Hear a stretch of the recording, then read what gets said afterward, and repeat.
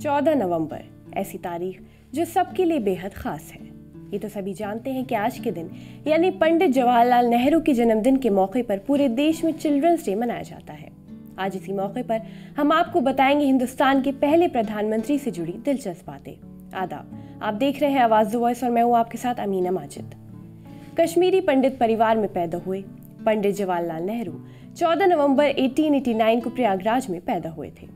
उन्होंने शुरू में पढ़ाई अपने घर पर प्राइवेट टीचर से ली, फिर दुनिया के कुछ बेहतरीन स्कूलों और यूनिवर्सिटीज से आगे की पढ़ाई की।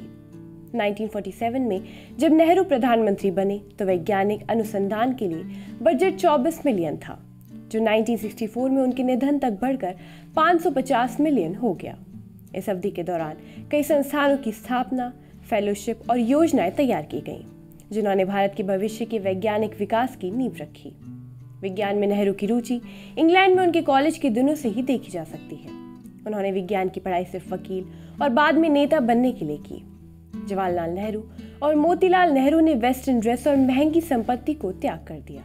वो खादी का कुर्ता और गांधी टोपी पहनने लगे। इसके अलावा 1920-22 में जवाहरलाल नेहरू ने असहयोग आंदोलन में हिस्सा लिया। इस दौरान पहली बार वो गिरफ्तार किए गए, हालांकि कुछ महीनों के बाद उन्हें रिहा कर दिया गया। पुराने इलाहाबाद के इलाके में पंडित नेहरू, हरिवंश राय बच्चन, मदन मोहन मालवीय जैसे कई नेताओं का आवास हुआ करता था। उस वक्त सभी के पास मोटर कारें नहीं होती थी। ऐसे में नेता बग्गियों की सवारी कर शहर का दौरा किया करते थे।